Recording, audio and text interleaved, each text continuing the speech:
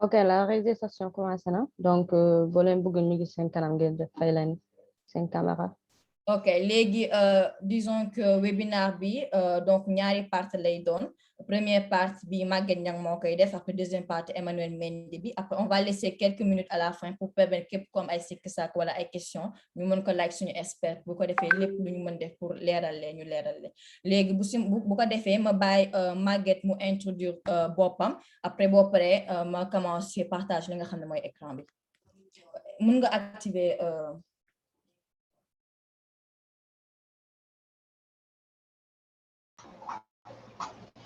salaamaaleykum maa ngi leen di nuyu yéen ñëpp maa ngi tudd Maguette Niang comme nu ko Mariam waxee maa ngi nekk entrepreneur dans le tourisme avec Sunutrip et avec dans le marketing digital avec Link You Agency maa ngi kontaan trop nekk ci webinaire bi tey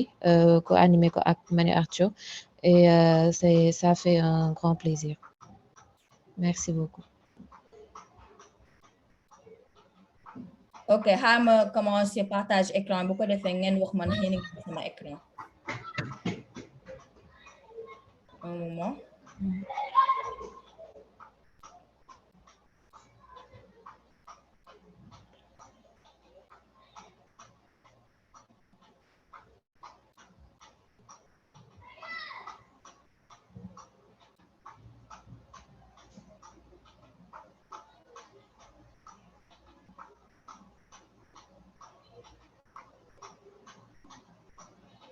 Ok, est-ce que yéen a ngi gis sama écran? waaw waaw. Ok, xaaral ma def ko agrandir ko. Ok, yéen a ngi koy gis. Ok. Kon Maguette mun nga dem léegi bu ma waree changer après tu me fais signe comme ça ma. D'accord, pas de problème. Merci beaucoup, Mariam. Salam alaikum. Comme ni ma ko waxee sànq maa ngi nekk entrepreneur maa ngi tudd Maguette Niang am 24 ans je suis la fondatrice de 2 agences au Sénégal donc benn ci agence yi mi ngi tudd Sunutrip Sunutrip dafa nekk benn agence de voyage boo xamante ne dañuy organiser ay voyages ci biir Sénégal di favoriser tourisme local inciter sénégalais yi ñu voyager xam dëkk bi ñu mën a découvrir tous les sites du Sénégal muy tourisme local bi dañuy mettre en avant beneen agence bi mu nekk Link You Agency boobu dañuy jàppale désolé dañuy jàppale entreprise yi ñu mën a am benn communication digitale sur les réseaux sociaux ak marketing d'influence bi nga xamante ne influenceurs yi moom ñoom la ñuy jël pour ñu mën a liggéey ak entreprise yi nekk fii nii si dëkk bi nga def slide Maria. D'accord léegi nag su ñuy wax marketing d'influence mooy le pouvoir d'influence d'un leader sur le web pour promouvoir une entreprise ou une marque comme par exemple soo amee benn entreprise nga bëgg sa entreprise boobu noonu nit yi mën ko xam ci Instagram wala Facebook wala Twitter mën nga woo kenn koo xamante ne am na réseau boo xamante ne bari na ay followers nit yi nga xamante ne ñu ngi koy suivre ci réseaux sociaux yi pour nga jox kooku noonu sa produit mu waneel la ko wax lu mu ci xalaat daal di def retouram ci réseaux sociaux yi comme ça ñeneen ñi nga xamante ne ñoo koy suivre ñoom mën nañ ko jënd mu nekk li nga xamante ne moom moo leen koy promouvoir léegi marketing d'influence nag mën na am 2 objectifs premier objectif bi mën na nekk objectif de visibilité comme par exemple une marque qui veut avoir une visibilité sur les réseaux sociaux nit yi xam ko bu baax a baax dafay woo influenceur bi wane produit am wala service am sur les réseaux sociaux comme ça marque boobu noonu nit yi gën ko xam mu mën a génn de l'ombre ñëw à la lumière beneen objectif aussi mën na am ci marketing d'influence comme objectif d'augmentation des ventes comme par exemple benn marque boo xamante ne dafa am produit yu muy jaay mu bëgg lu muy jaay yokku gën a am ay clients mun na woo benn influenceur ne ko tester ma produit bi mu testé ko après mu ñëw ci plateforme yi nag c'est différent mën na nekk Instagram mën na nekk YouTube mën na nekk Twitter TikTok etc maintenant plateforme yi nga xamante ne nit yi ñu ngi koy utiliser bari na donc mën na ñëw foofu noonu wane ko wax lu mu ci xalaat en toute objectivité après pour mën a derrière générer ay ventes nit yi xam ne que produit bi existe na ñu mën ko jënd après su leen intéressé bien sûr slide léegi lu tax il est important pour ñu considérer marketing d'influence ci stratégie de développement d'une entreprise man je me dis que instant bii nii ñu ngi ci ère digitale boo xamante ne entreprise bu nekk war na utiliser marketing d'influence ci stratégie de marketing am parce que c'est très important surtout moment yi ñu toll nii nga xamante ne ñëpp ñu ngi ci digital bi koo gis am na smartphone mi ngi utiliser réseaux sociaux yi koo gis am na ay comptes sur les différents réseaux sociaux di suivre ay marques di suivre ay nit di intéressé wu ci nit yooyu noonu lu ñuy def donc première raison bi ça peut être l'amélioration de l'image de marque de l'entreprise comme par exemple un influenceur mën na améliorer image marque entreprise bi comme par exemple entreprise yi mën nañ am benn bad buzz sur les réseaux sociaux mais bad buzz boobu noonu pour ñu mën a defaraat image entreprise bi mën nañ collaborer avec benn influenceur mu tester service entreprise boobu noonu comme ça après nit yi dinañ xam ne ah marque bii nii li ñuy defar c'est de qualité seen service bi c'est de qualité donc ñu mën ko gën a mettre en avant deuxième bi mooy ni que comme entreprise boo xamante ne day génne produit bu bees mën na woo benn influenceur ne ko tester ma produit bi nii léegi mu jël produit bi tester ko comme ça ñu bëri dinañ xam ne que y a un nouveau produit de cette marque là qui est disponible et que mën naa ko jënd su fekkee bëgg naa produit bi troisième bi mooy atteindre un public cible spécifique ndax comme niñ koy waxee rek mën nga am benn marque boo xamante ne ay maquillage ngay jaay léegi yow soo bëggee woo benn influenceur pour mu jaayal la pour mu waneel la sa produit normalement da nga war a choisir influenceur bi nga xamante ne moo correspond ak sa marque parce que mënoo am benn entreprise boo xamante ne day jaay maquillage après nga dem woo benn influenceur boo xamante ne ay affaire yëre lay jaay lay wane donc c'est important de bien choisir influenceur bi nga xamante ne moom nga bëgg a liggéeyal kon yow marque bi nga am ak influenceur bi nga xamante ne moom nga jël dafa war a nekk en phase nekk même domaine bi nga xamante ne moom la ñuy wane seen différents réseaux sociaux yi quatrième bi nag mën na nekk fidélisation des clients pour fidéliser sa clientèle nga liggéey ak influenceurs yi ñu wane sa produit nga xamante ne clients yi dinañ gën a xam ni que kii nii lu muy jaay baax na parce que influenceur bi wane na ko et que influenceur bi il est convaincu que ce produit est de bonne qualité slide léegi si marketing d'influence nag mën nañ am différents types d'influenceurs parce que plateforme yi bëri nañ te wute nombre de followers yi tamit bëri nañ te wute donc moo tax ñu daal di jël influenceurs yi daal di leen catégoriser en quatre catégories donc première catégorie bi mën nañ am les nano influenceurs yi ñoom nag dañuy nekk ay prescripteurs de niche mooy li nga xamante ni ñoom benn domaine la ñuy nekk comme par exemple domaine voyage ci la ñuy nekk di ko wane fi ñuy dem di joxe seen avis ci par rapport ak lieux yi nga xamante ne moom la ñuy visiter ñoom nag seen audience mën na nekk entre 0 et 10 000 abonnés et seen spécificité li ci gën a bëri mooy ni que ñoom mën nga leen bañ a fay mën nga leen jox juste produit bi may leen ko après ñoom ñu wax luñ ci xalaat te seen taux d'engagement c'est élevé parce que seen communauté dañu leen def confiance suñu wane dinañ xam ni que kii loolu intéressé na ko deuxième catégorie bi nag mooy micro-influenceur les micro-influenceurs ñoom nag li ñu leen gën a xamee mooy ni que dañoo proche ci seen audience ñoom à chaque fois dañuy def ay stories ils font des posts di waxtaan ak seeni followers yi en plus ñoom seen communauté mi entre 10 000 et 100 000 abonnés te seen audience dafa segmenté nga xamante ne dañuy xam exactement kii lan lay def ban domaine la nekk te seen taux d'engagement c'est très élevé parce qu'ils sont très présents sur les réseaux sociaux dinañ mën a wax ak seen followers yi di def ay live Instagram di def ay live Twitter ak plateforme bu mënti doon dañuy am jotu seen audience troisième catégorie bi nag mën na nekk les macro-influenceurs les macro-influenceurs mooy ñi nga xamante ne dañoo am entre 100 000 et 500 000 abonnés ñoom nag mën nañ am plusieurs audiences comme par exemple mën nañ ñëw wax mode mën nañ ñëw wax beauté mën nañ ñëw wax lifestyle en plus ñoom seen visibilité dafa bëri parce que à chaque fois suñuy def ay stories sur les réseaux sociaux dañuy am ay vues yu bëri dañuy am ay j'aime yu bëri ci seen Instagram wala ci seen TikTok donc ñoom ñooñu les macro-influenceurs quatrième et dernière catégorie bi nag mooy les méga influenceurs ou les célébrités ñoom la ñuy woowee les stars ñoom nag dañoo am audience boo xamante ne c'est très très large ñoom dañuy am plus de 500 000 abonnés ñu leen di suivre que ça quelle que soit la plateforme dañuy bëri abonnés ñoo nga xamante ne ñoo leen di suivre mais le problème bi ak ñoom mooy seen taux d'engagement bi bëriwul parce que ñoom duñu am jot pour waxtaan ak seen communauté duñu am jot pour mën a ci lien bi nga xamante ne moom lañ am ak seen communauté duñ ko mën a sàmm bu baax a baax te ñoom pour fay leen seen tarif yi dafa cher mais ils ont une très très forte visibilité ces méga influenceurs lii nag moo nekkoon 4 profils d'influenceurs yi nga xamante ne moom lañ mën a retrouver sur les réseaux sociaux slide léegi man nag si domaine boobu noonu man dama am agence comme ni ma ko waxee woon si début bi bu tudd Link You Agency Link You Agency nag mooy agence de marketing d'influence ici au Sénégal boo xamante ne dafay jàppale marques yi ak entreprises yi yu mën a liggéey ak influenceurs yi mu mën a jaar si yoon parce que influence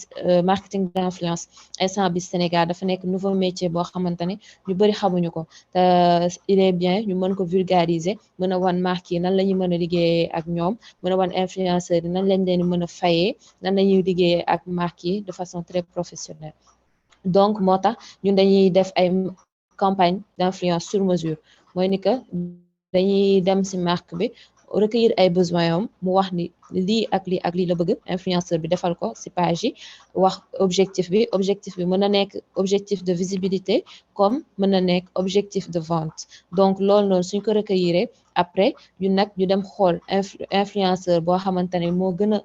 méngoo ak li nga xamante ne loolu la marque bi di def comme marque bi suy jaay ay yére dañuy xool influenceur boo xamante ne dafay sol ay yére di ko wane ci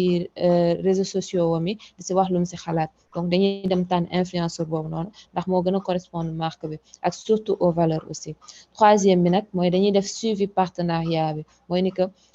partenariat boo gis dañuy am contrat am ay dates bien définies bi nga xamante ne moom lañ war a def faire les posts faire les stories donc dañuy def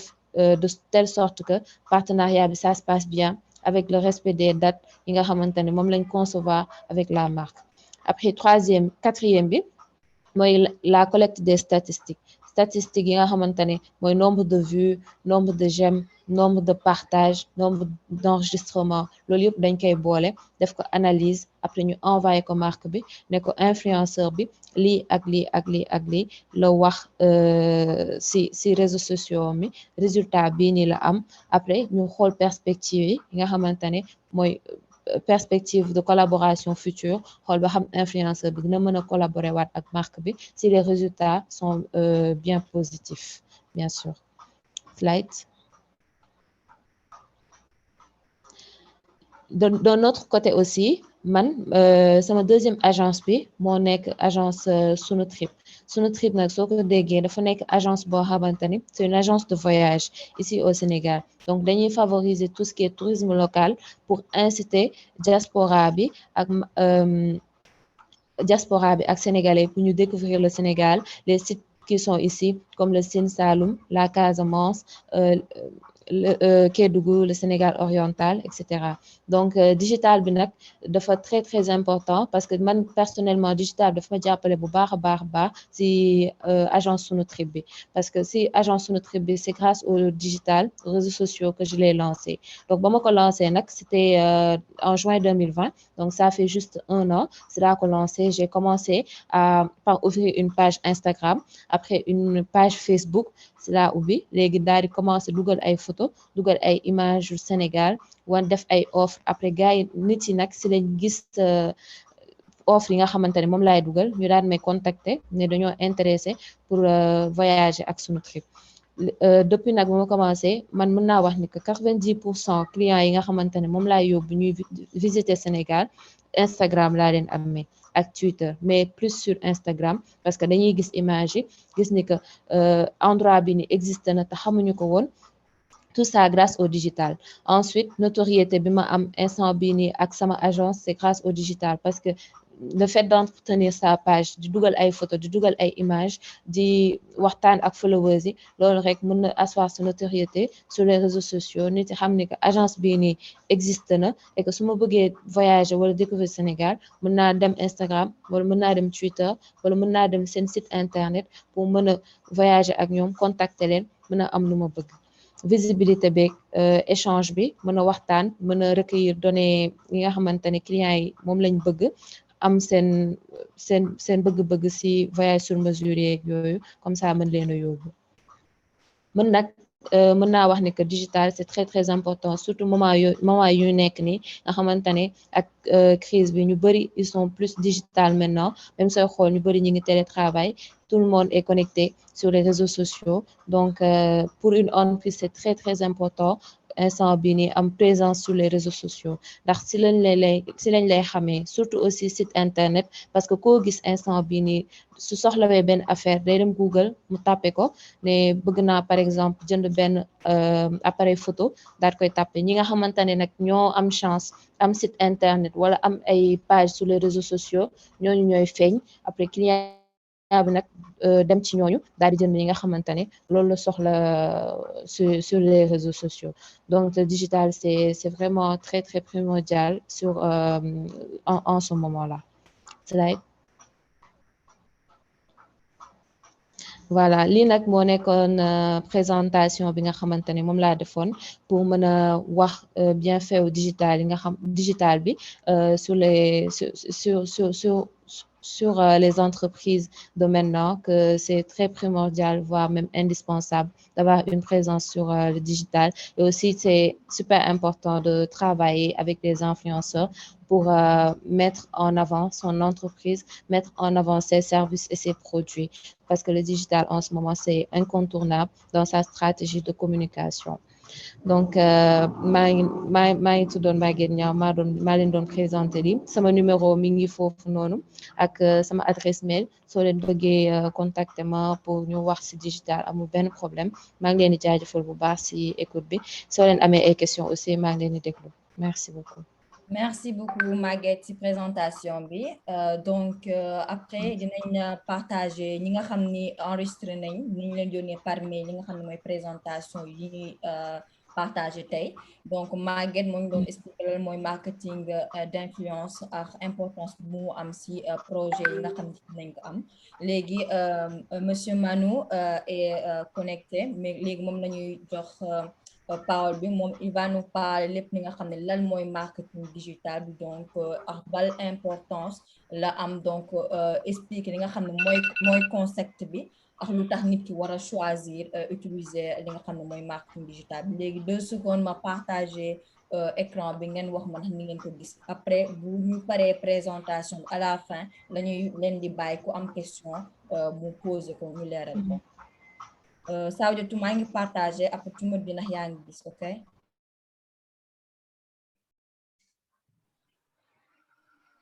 yaa ngi gis Saoudiatou yes. ok léegi si tu peux donner la parole à Manou. Déjà fait.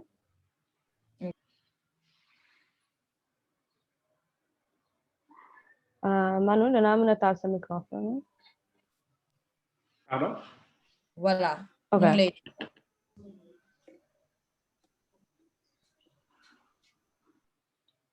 C'est bon yéen a ngi may dégg. waaw. alors salaamaaleykum ñëpp ñi di teew ci session bi alors dam leen di defal tey benn présentation ci marketing digital mu nekk loo xamante ne actuellement c'est mën naa ne c'est incontournable te lu ci mel ni xew-xew yu mel ni Covid bi accéléré na tey conscience nit ñi ci importance su marketing digital donc man tur bi Manu Arthur la bon le nom complet c'est Emmanuel Arthur Mendy et dans le domaine professionnel ñëpp xamee nañ ma ci Manu Arthur donc vous pouvez me retrouver sur pratiquement tous ces réseaux sociaux Facebook Instagram Twitter LinkedIn YouTube damay def parfois sax ay vidéos YouTube donc man je suis un digital stratégiste. Mon travail consiste essentiellement à accompagner les entreprises comme les organisations à atteindre des objectifs de vente pour ñu gën a jaay ak aussi des objectifs de visibilité. En général, les organisations, les non-profit, ñoom seen objectif dañoo bëgg juste exposer li ñuy def, nit ñi xam li ñuy def, donc ñoom visibilité lañ bëgg. Et les organisations yoo xam ne c'est à but lucratif, ñoom dañ bëgg jaay, ñoom seen but ultime mooy jaay. Donc ce que je fais, c'est utiliser ay outils digitaux yoo xam ne dinañ ñëw gis par benn bon dinañ ci gis quelque laay wax sax parce que bu ñu outils digitaux yi dañoo bëri ay outils digitaux la ñuy utiliser pour permettre leen ñoom organisation ñoom entreprise yi ñu mën a atteindre seen objectif de vente et de visibilité. Slide. Donc ci biir présentation bi dinañ def benn introduction au marketing, définir ko, xam enjeu yi, lan moo tax ñu war ci lancer wu, xam avantage yi, ñu wax ci approche yi gars yi nan la ñuy utiliser marketing digital parce que am na différentes approches.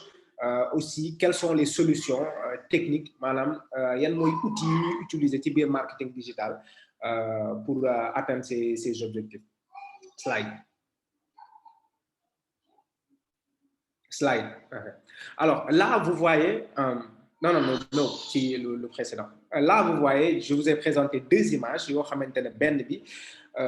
pape du Vatican, rares sont les gens qui ont dit pape Sénégal fini, pape pape Jean-Paul II. Donc en 2005, à mon une élection pape pour ci Italie fi ngeen nekk lii image 2005 la bi nekkee à gauche bi nekkee à droite image 2013 la. Donc si vous voyez les deux images li leen boo xoolee principale différence bi moom mooy écran yi ngeen di gis. Donc qu'est-ce qui a changé entre-temps? En fait, c'est le comportement des gens qui a changé. Comportement nit ñi dañoo dafa changé. Tous les gens maintenant sont connectés, dañuy utiliser ay appareils yoo xamante ne c'est des appareils numériques. Donc marketing digital la ñu wax. Donc c'est déjà du marketing adapté au digital. Marketing la boo xamante ne dañ ko jël adapté ko ci xarala yu bees yi ci ay outils yu bees. Donc parce que internet dafa ñëw, parce que ay outils comme ordinateur dañ ko démocratiser, smartphone dafa xew. Loolu noonu tendance yooyu noonu dafa changer comportement nit yi ba nga xamante ne nit ñi même suñuy dem ci événement sax nu ñuy teewloo événement yi bokkatul dafa changer. Nit ñi même bu ñu demee resto sax bu nu ñuy nekkee léegi resto dafa changer. Nit ñi léegi bu ñu duggee ci biir restaurant photo la ñuy njëkk jël. Alors tey organisation yi mënuñu ñàkk bàyyi xel loolu parce que tey nit ki booy def benn liggéey benn activité da ngay bàyyi xel say cible. Donc tey mën naa ne tey comportement demkatu restaurant yi changé na parce que demkatu restaurant képp kuy dem restaurant foo jaar da ngay bàyyi xel présentation lekk bi. Pourquoi? Parce que tu veux prendre de belles photos yoo xam ne da nga koy dugal après ci réseaux sociaux yi dañuy bàyyi xel endroit bi, beauté endroit bi, esthétique endroit bi, parce que ku nekk ci benn endroit da ngay jël image endroit bi dugal ko. Donc boo xoolee ba xool neexaayu lekk bi maintenant ça vient en deuxième plan. Esthétique bi moom moo ñëw en premier. Pourquoi? Parce qu'on est dans un monde de communication, on est dans un monde dans un monde d'image, de contenu. Slide.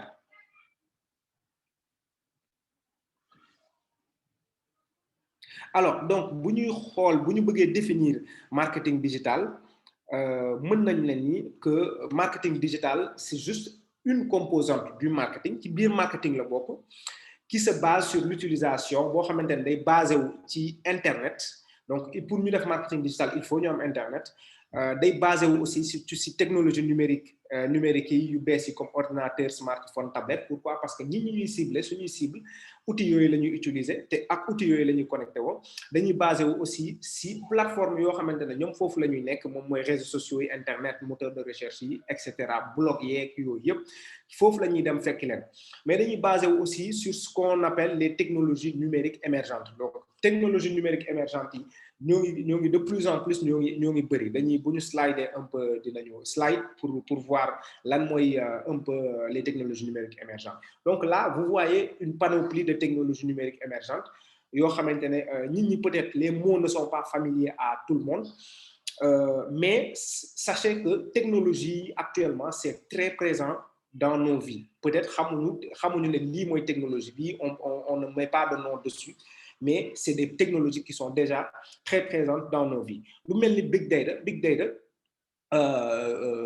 technologie numérique la boo xamante ne aujourd'hui ça permet de traiter une grosse masse de données, mais traitement bi tey bokkatul ak avant traitement de données. Avant traitement de données daf lay ñëw wan la li xewoon avant, mais avec le big data ça te permet de nga mën a traiter des données en temps réel, nga mën a au moins def sax ay projections aussi. C'est des données qui peuvent te permettre de faire des projections. Donc le big data aujourd'hui c'est utilisé par les réseaux sociaux, parce que les réseaux sociaux c'est des milliards d'utilisateurs. Donc pour traiter toutes ces données là il faut une technologie qu'on appelle le big data. Am na lu si mel ni intelligence artificielle, donc technologie la boo xam ne day imiter en fait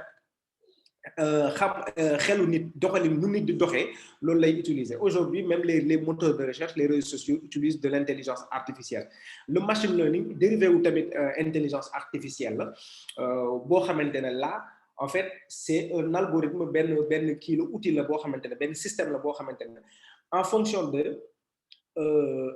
information yu muy recueillir mën na ci jàng comme nit, parce que nit buy jàng day recueillir ay information ci environnement ba pare mën ci jàng. Tey technologie boobu noonu tey am nay technologie yoo xamante ne mën nañ jàngal seen bopp, kenn du leen jàngal. Donc réalité augmentée aussi technologie la yoo xamante ne ça va être de plus en plus utilisé. Il y a des marques comme ay Apple, ay Google yoo xamante ne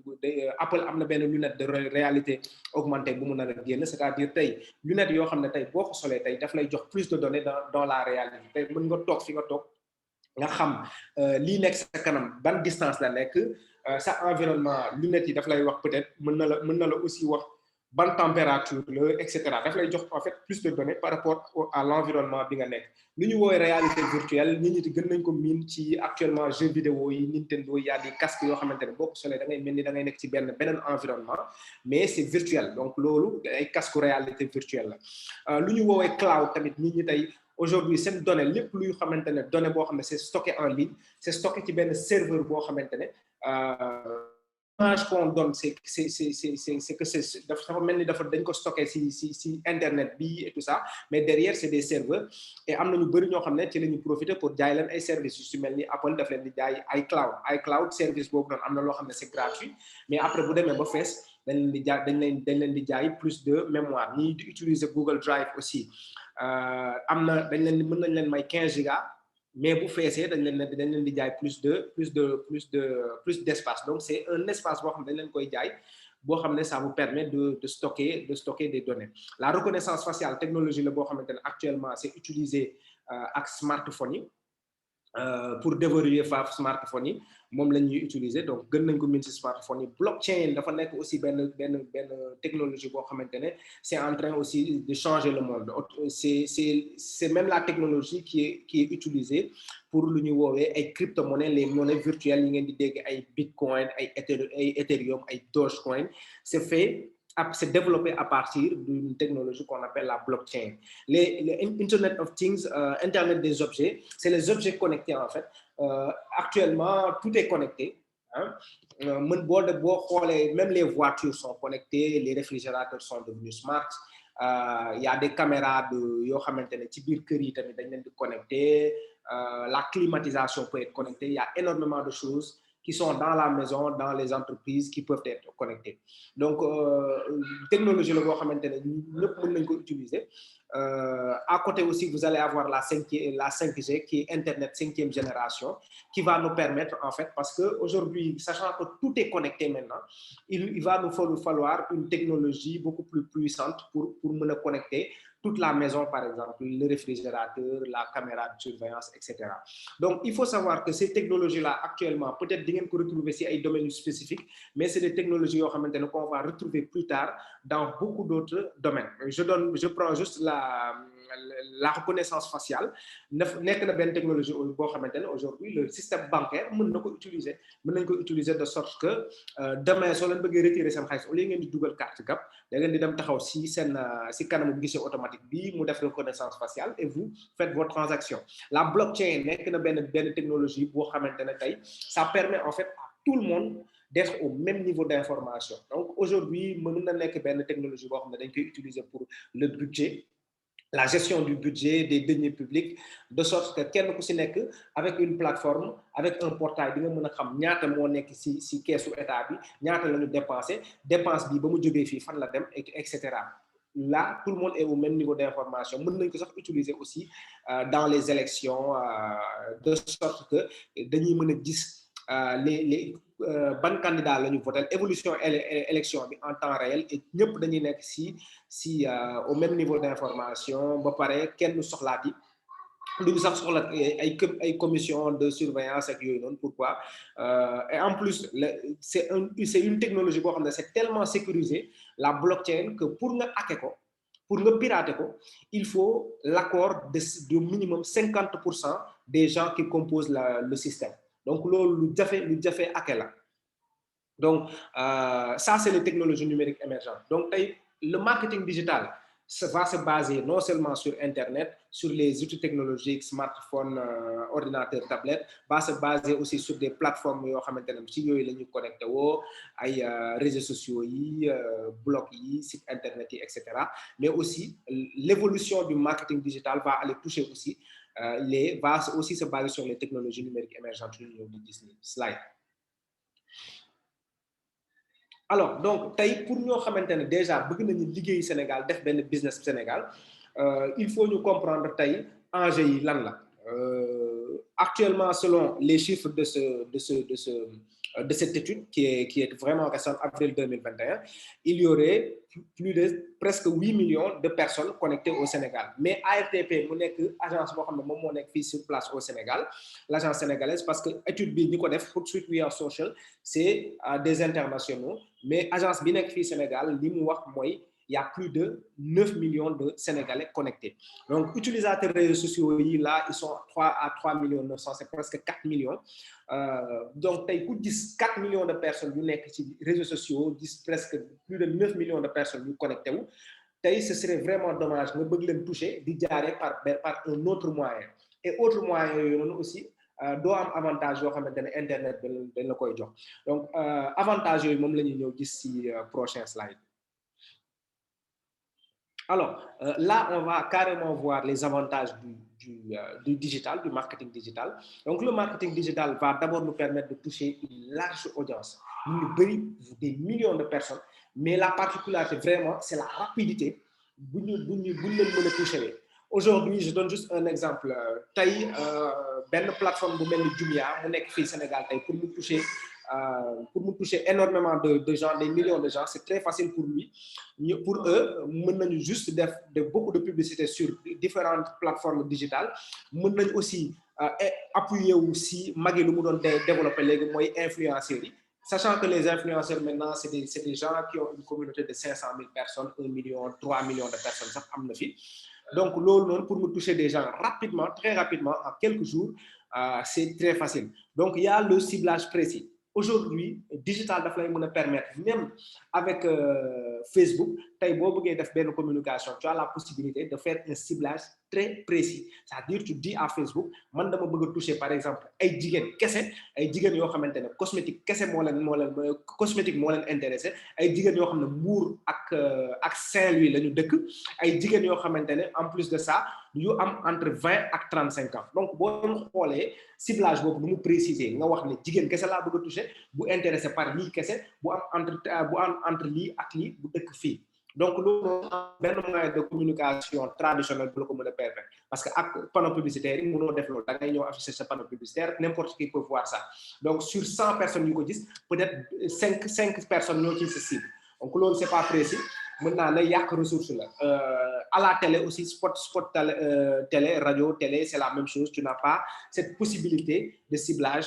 précis. Il y a les données statistiques. Aujourd'hui yéen gis ngeen ne carrément que ñëpp ñu nekk ci réseaux sociaux yi bu ñu defee benn publication yi mën nañ gis carrément le nombre de réactions ñaata nit ñoo aimé publication ñaata nit ñoo commenté ñaata nit ñoo ñu envoyé message grâce à cette publication. Donc,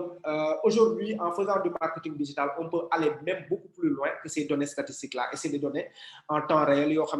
avec les canaux traditionnels, tu as affiché un panneau publicitaire, tu sais exactement ñoo réagir grâce à ce panneau-là. Donc, la réduction de coûts, aujourd'hui, déjà, pour accéder à des plateformes comme les réseaux sociaux, c'est gratuit. Pour avoir un site Internet aussi c'est devenu beaucoup moins cher. Hébergement, avec un peu d'effort, mën nga jënd benn sa hébergement pour vraiment pas cher, mën nga jënd sa nom de domaine ba pare am na ay plateformes yoo xamante ne qui permettent même boo amul ay compétences en développement de créer un site internet en quelques heures. Okay? Donc il y a aussi l'interaction loo xamante ne loolu amoo ko ci yeneen kii ay interaction yoo xamante ne tey amoo ko si yeneen canaux de communication yi parce que tey quand tu fais une pub radio quand tu entends une pub radio tu peux pas directement interagir avec la publicité alors que sur le digital boo gisee benn publicité mën nga ci cliquer dem commenter et tout ça interagir ak communication boobu slide. Alors, dañuy xool léegi nii pour def marketing digital, comment est-ce que ça fonctionne? Slide.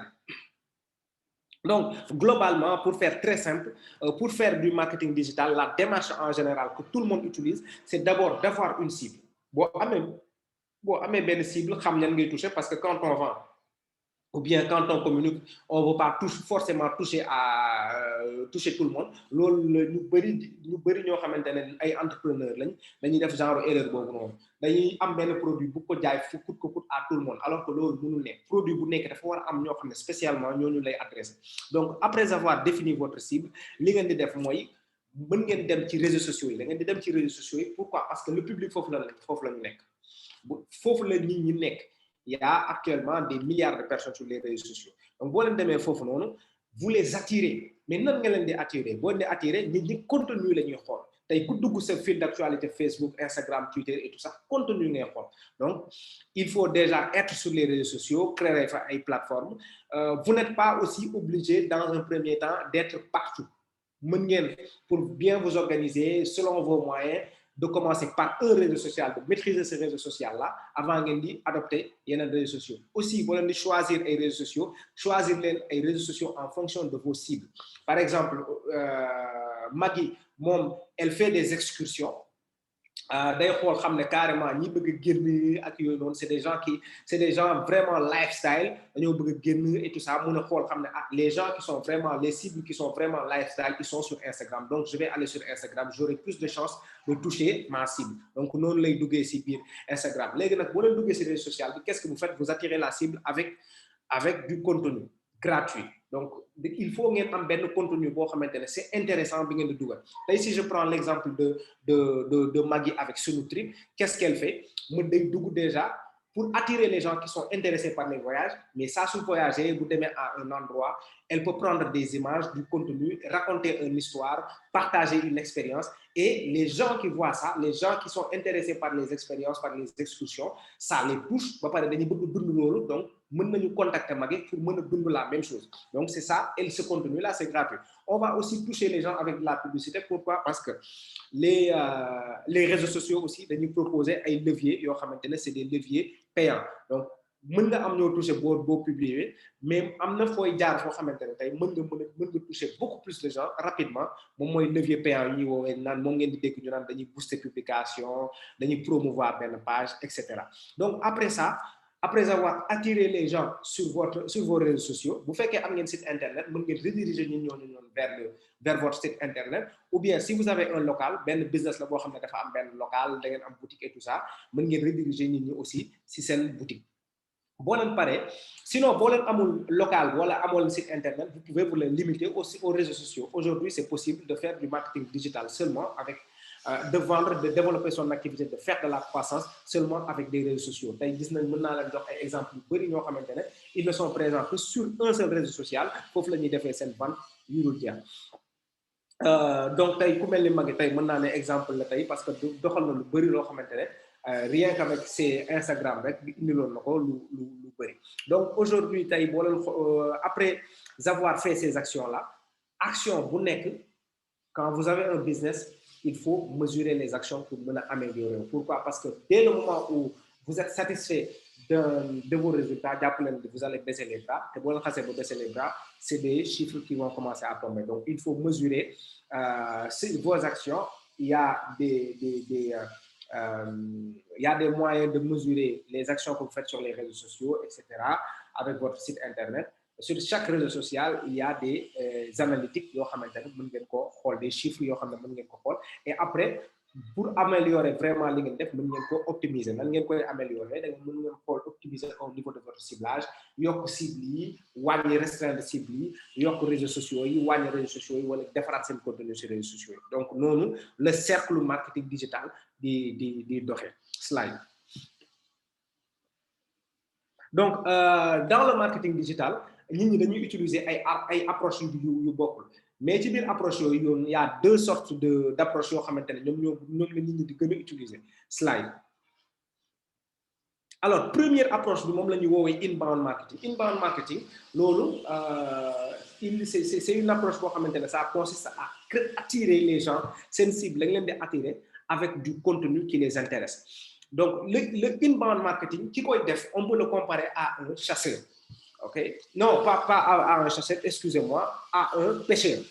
Pourquoi? Parce que quand vous faites de l'outbound marketing, ce qu'on fait avec les panneaux publicitaires, les spots publicitaires, c'est de l'outbound marketing. Nous, on peut les comparer à des chasseurs. Nous, ils font qu'ils gibier pour toucher les. Mais ceux qui font du inbound marketing, ils se comportent comme des pêcheurs. Ils ont une canne à pêche. Tak ci ben appât sànni appât bi xaar ñi intéressé wu loolu ñoom accroché wu ci appât bi ba pare noonu la ñuy récupérer seen cible et il y a moins d'effort en fait d'où l'illustration avec l'aimant da ngay teg benn aimant lu muy def day xëcc cible am. Alors ñooñu ce qu'ils font mooy lan mooy créer du contenu balancer contenu bu ñu balancer un peu bu ñu balancer ko contenu bi bu képp ku mu accroché rek mooy maanaam kii c'est une personne susceptible d'être intéressée par samay offre. Par exemple, quelqu'un koo xamante ne dafa yor benn agence de communication audiovisuelle mën na créer benn site internet bu am benn blog ci biir blog bi day créer ay articles ci biir wàllu communication. Mais qui va venir lire ces articles-là? C'est des gens qui sont intéressés par tout ce qui est communication. Mais ñooñu di intéressé wu ci communication mën leen derrière xam na ne ñi fi nekk di lire yëpp communication intéressé na leen mën na leen derrière jaay leen benn formation parce que ñoom ñëpp communication daf leen intéressé bu leen jaayul formation aussi mën na leen proposer ay services de communication pour seen entreprise etc. C'est possible de faire de l'inbound marketing rien que sur les réseaux sociaux. Sur les réseaux sociaux da ngeen gis ñu ay par exemple ay influenceurs yoo xamante ne tey dañuy ay influenceurs par exemple culinaires. Okay, ñoom lu ñuy contenu yu ñu partager c'est culinaire si affaire lekk la ak yooyu noonu mais nit ñoo xamante ne wàllu lekk yëpp moo leen intéressé dañuy ñëw abonné wu di gis ñoom lu ñuy togg lu ñuy defar mais comme attiré na leen ak contenu yoom yi ñuy defar lekk yi muy defar ba pare il est sûr que ñi fi nekk yëpp di xool lekk intéressé na leen mën na wëlbatiku proposer leen ay offre ci wàllu lekk ak yooyu noonu donc loolu moom mooy inbound marketing et inbound marketing dafa nekk loo xamante ne ça permet d'avoir une communauté boo xamante ne daf lay topp et ça raffermit les liens et en plus mais dafa nekk loo xamante ne c'est quelque chose qui se travaille sur le long terme. À côté dañuy gis beneen approche bi slide. Donc, inbound marketing, c'est sur du long terme. À côté, on va avoir ce qu'on appelle le growth hacking. Le growth hacking, là, c'est sur du court terme. On peut prendre l'exemple de Jumia, qui est au Sénégal. On est une plateforme de vente en ligne. Ils font beaucoup de growth hacking. Growth hacking, growth, c'est croissance. Hacking, c'est pirater. Donc, piratage de croissance. Là. On veut pirater la croissance, on veut avoir de la croissance rapidement. Mais en général, bon, piratage, mais dans ce sens-là, c'est pas négatif. Pourquoi? En général, nous avons des logiciels qui ont des licences, par exemple. Les graphistes qui utilisent Photoshop, en général, nous avons des licences finies. ñi di utiliser peut-être pack office bi aussi si bëri du jënd licence pourquoi dañ ko jënd parce que dafa cher donc parce que dafa cher dañuy pirater benn kii boo xamante ne moom moo xamante ne daf leen mooy gën a moins cher et c'est la même démarche un peu qui est utilisée les startups en général les petites entreprises comme ils ont pas les moyens de faire de la communication spot radio télé panneau publicitaire c'est cher pour eux dañuy utiliser yeneen technique de communication yoo xam ne c'est beaucoup moins cher moom mooy communiquer avec le digital donc pour def communication boobu noonu dañuy utiliser pour def approche growth hacking bi c'est-à-dire pour attirer rapidement des clients jaay rapidement dañuy utiliser benn formule qui est juste à côté moom la ñuy woowee la formule en R acquisition activation rétention revenu referral mooy recommandation donc pour juste prendre l'exemple de Jumia pour faire de l'acquisition rapidement ils commencent par faire énormément de publicité ils mettent un gros budget de publicité sur les réseaux sociaux sponsoriser ces produits ils vont utiliser énormément de leviers publicitaires utiliser ay influenceurs faire de la publicité sur les réseaux sociaux faire de la publicité avec Google ak yooyu yëpp la ñuy boole pour faire de la publicité et publicité boobu noonu mën na leen apporter rapidement beaucoup de trafic sur leur site web léegi nag une fois les gens qui sont ñëw nañ ci biir site web bi ñoom il y a des techniques yoo xamante ne defaree nañ ko seen site web ba nga xamante ne tey dañuy permettre nit ñi ñu activer wu activation bi c'est le moment où les visiteurs vont venir créer un compte Jumia pour mën a jënd lu ñu soxla lépp rétention bi mooy ils vont faire de sorte que ngeen di ñëw régulièrement revenu bi ils vont faire aussi de sorte que boo leen ñëwee aussi di ngeen jënd boo leen après revenu bi aussi ils vont utiliser des techniques yoo xamante ne après vous allez pouvoir faire des recommandations parler de Jumia partager Jumia ay contenu Jumia pour ñeneen ñëw mën a jënd et avec la formule R c'est une formule boo xamante ne da ngay mën a am yooyu yëpp très rapidement générer beaucoup de trafic et faire beaucoup de ventes sur le court terme un slide. Donc, globalement, le growth hacking, c'est sur du long terme. Le inbound marketing, l'approche inbound, c'est sur du court terme. Le growth hacking, ça ne nécessite pas beaucoup de budget, mais du contenu de qualité. Le inbound marketing, ça nécessite du budget, globalement, du budget publicitaire, et c'est sur du court terme. Slide. So, on va voir spécifiquement, il y a un outil que nous utiliser pour faire du marketing digital. Slide. Donc, premier outil en général, pour une entreprise, vraiment une certaine crédibilité, moi, un site internet. Bon, un site internet, aujourd'hui, en général, c'est le portail par lequel, le premier portail par lequel, nous avons pour avoir des informations structurées. En général, aussi, le site internet, c'est la dématérialisation, en fait, de cette entreprise. Ku fa dugg day mel day dugg seen entreprise xam seen service xam nu ngeen liggéeyal xam affaire yi toutes les informations si seen entreprise donc boo leen ko amee sax mën ngeen bañ a am local c'est dans beaucoup de cas. Slide. Deuxième outil c'est un outil qu'on appelle référencement boo amee tey aujourd'hui site internet nga nekk par exemple dans le domaine de la construction mais tey am na yeneen entreprise yu bëri yoo xam ne am nañ site internet aussi yoo xam ne soxla nekk nañ dans le domaine de la construction man su ma soxlawee tey une entreprise dans le domaine du BTP mën naa dem si Google sur un moteur de recherche su may def moteur de recherche ma def utiliser samay mots-clés pour retrouver une entreprise de BTP Google le moteur de recherche daf may proposer site yu bëri. Alors, les sites les mieux référencés, moi, sites yoo xamante ne ñoom ñoo nekk en haut de proposition, mooy proposition yi njëkk ñëw. Et il y a des techniques en fait pour permettre au moteur de recherche de bien classer votre site internet, moom la ñuy woowee référencement. Et là, c'est un outil boo xamante ne c'est indispensable parce que tey ça sert à rien d'avoir ça sert pas à grand chose d'avoir un site internet boo xamante ne kuy def ay recherche pour retrouver une entreprise ci domaine bi nga nekk du la teel a gis. Donc, doo am trafic bu bëri doo bénéficier wu doo jël bu bëri doo bénéficier wu si flux bu nekk si internet bu bëri. Slide. Donc, troisième outil bi mooy les réseaux sociaux. Aujourd'hui, on voit que les gens passent énormément de temps sur les réseaux sociaux, alors que donc sachant que nos cibles sont sont probablement sur ces réseaux sociaux-là. Ils passent énormément de temps sur ces réseaux sociaux-là. Pour bëgg def marketing, il faut rester dans l'esprit des gens, il faut se faire voir, ok? Et donc pour ñu mën la gis rapidement, xam li ngay def, etc. da ngay mën a dem da nga war a dem foo xamante ne foofu la say cible nekk, foofu la ñuy passer du temps, énormément de temps, investir ci foofu am fa présence, ñu mën a nekk ak yow en contact tout le temps. Tey ku mel ni Orange comprendre la loolu, moo tax tey ñi nekk fii nii ils peuvent faire l'expérience. Quand ils contactent Orange, en quelques minutes, ils répondent. Et aujourd'hui, maintenant, ils sont même capables de régler énormément de problèmes. Ils sont capables de régler vos problèmes seulement en les contactant à travers les réseaux sociaux. Slide. Donc là, pour parler un peu de l'importance des réseaux sociaux, ça, c'est des chiffres qui vont un peu réseaux sociaux et c'est un classement. Okay? C'est des chiffres récents d'avril 2021. Facebook. Moi, ci kaw ba léegi moom mooy premier réseau social bi, YouTube, après WhatsApp, Messenger, Instagram. WeChat, en fait, c'est l'équivalent de WhatsApp en Chine. En Chine, aujourd'hui, les grands pays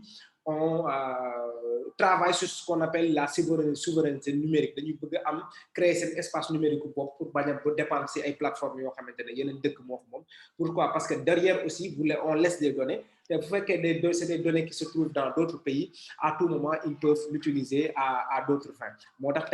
Beaucoup de grands pays ont compris que si réseaux sociaux, il faut vraiment protéger les données. Garder celles qui. Donc là, vous avez des classements des réseaux sociaux selon le nombre d'utilisateurs. Slide.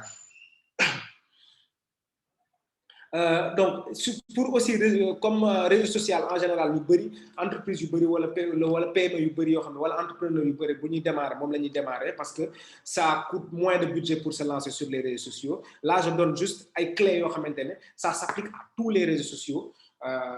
pour vraiment développer ces réseaux sociaux. Donc il faut se spécialiser dans une thématique. Si vous créez une page pour votre business, vous pouvez voir qu'il est spécialisé dans le domaine, vous pouvez seulement partager du contenu sur des thématiques qui sont le domaine de compétence pour vraiment prouver votre expertise. Partager du contenu éducatif, inspirant et motivant aussi, ça permet aux gens de revenir tout le temps pour un genre de contenu parce que c'est pour eux le contenu qui est original. Pour ne pas aller copier, coller chaque jour, et tout ça, il faut être original. Il faut commencer petit, c'est-à-dire ces réseaux sociaux, c'est mieux de démarrer par un seul réseau social, de le maîtriser avant de quitter un réseau social. Il faut être constant. Le mettre les réseaux sociaux, c'est-à-dire, si vous commencez une stratégie digitale, vous êtes le constant. Sauf décider, ok, je vais faire 3 publications par semaine. Nga respecter loolu boo ko respecté wul rek pour nga am croissance ça va être quasi compliqué. L'empathie aussi nga comprendre nit ñi fa nekk parce que sur les réseaux sociaux actuellement nit ku mënul am empathie ku mënul muñ ku mu amul retenu vite fait mën nga ñëw péter un câble commencer nit mu ñëw mere la saaga la nga ñëw répondre quoi alors que marque warul demee noonu. Aujourd'hui il y a plein de marques yoo xam ne qui traversent des crises, clients yi ñëw saaga leen et tout ça, mais il ne faut pas en tant que marque on ne doit pas répondre à des insultes ak yooyu noonu. Chaque fois da nga war a gérer yooyu yëpp. Donc comprendre aussi la notion de communauté. À la base les réseaux sociaux c'est pas pour venir, c'est pas un marché pour ñëw venir pour ñëw rek jaay directement. Ça permet aux gens de se linker, de se retrouver, d'avoir des liens. Donc booy ñëw ku ñëw loolu noonu dafa war a xam ne dama war a ñëw pour construire une communauté autour de ma marque avant de vendre. Léegi nag ci biir loolu ñuy profiter pour jaay. Slide. Donc, il y a ce qu'on appelle la publicité en ligne. Beaucoup de plateformes aujourd'hui de proposer un levier payant. Ça vous permet de comme un sponsoring. Aujourd'hui, Facebook, si vous avez une page, vous pouvez Facebook pour Facebook développer sa page ou pour exposer ses publications. Pareil sur Instagram, sur Twitter et sur beaucoup de réseaux sociaux. Google aussi, si vous avez un site internet, vous pouvez classer ce site en haut. C'est possible de faire Google avec ce qu'on appelle la publicité pay-per-click pour me classer ce site en haut des résultats de recherche. Et là, ça va vous permettre d'avoir beaucoup plus de trafic sur ce site internet. Il y a plein de publicités. Il y a la publicité display aussi. Vous avez des vidéos YouTube boo leen di seetaan ay vidéo YouTube jékki-jékki vidéo bi taxaw ngeen gis ay publicité, ça c'est la publicité display et ça se fait avec Google aussi. Il y a aussi des publicités yoo xamante ne day sortir, ça sort en pop-up quand vous allez visiter des plateformes à fort trafic, yenn site d'information, une plateforme yu bëri trafic yeeg yooyu noonu, mais quand vous le faites en général, vous ne voyez pas la publicité. Su fekkee da ngeen am benn outil bu ngeen activé bu ñu woowee ad blocker, ça bloque les publicités yooyu doo leen koy gis. Slide. Cinquième outil de marketing digital, c'est l'application mobile. Pourquoi application mobile nekk lu am solo? Les chiffres ont montré que plus de 90% des internautes se connectent, utilisent leur téléphone portable pour connecter ou pour nekk en ligne. Donc, sachant que ñoom ñëpp si seen téléphone portable la ñu nekk, il faut utiliser des plateformes yoo xamante ne wala boo amee site ak yooyu noonu, il faut que plateforme boobu noonu mën a adapté wu carrément ci smartphone. Alors application mobile loolu moom moo ko tax a jóg am benn plateforme boo xam ne day adapté wu carrément ci smartphone nit ñi loolu day permettre nit ñi seen expérience gën a agréable et l'expérience su fi nekkee nit ki pour mu ñëw dellu si waat ci sa plateforme régulièrement dafay gën a yomb. Slide. Donc globalement loolu noonu yëpp ay outils la yoo xamante ne ay outils de marketing digital la yoo xam ne ça peut vous permettre de booster vos ventes, de mieux vous faire connaître, etc., d'avoir de la considération, etc. Donc man par exemple je gère une agence qu'on appelle Digital Expertise yoo xam ne globalement tey entreprise yi services yooyu lañ leen di defal dañ leen defal ay création d'application mobile et d'application mobile de site internet, gérer leen ce qu'on appelle defal leen ay stratégie de référencement pour que site yi mën a très visible, am visibilité, defal leen la gestion des réseaux sociaux, defal leen aussi de la publicité en ligne. Aussi on propose des services de formation parce que am na ñoo xamante ne li leen gënal mooy former seen personnel pour que seen personnel gérer loolu yëpp ñoom seen bopp. Aussi on forme aussi des entrepreneurs yoo xamante ne tey dans un premier temps parce que si le business vient de démarrer on a peut-être assez de temps pour gérer soi-même ses réseaux sociaux defal yenn yi seen bopp. On fait régulièrement aussi des séances de formation pour entrepreneurs yi yoo xam ne dañu bëgg am ay notions au moins si marketing digital commencer si lancer wu ndànk pour développer leur activité. Donc globalement c'est ça. Ci marketing digital. Vous pouvez me retrouver sur tous ces réseaux sociaux. Retrouvez-moi sur WhatsApp, c'est mes coordonnées, mon nom si donc si vous avez des questions aussi, je suis open. Merci beaucoup. Merci Manu pour la présentation. Donc comme on a vu, on a eu l'honneur aujourd'hui de faire intervenir Manu Arthur qui est digital stratégiste et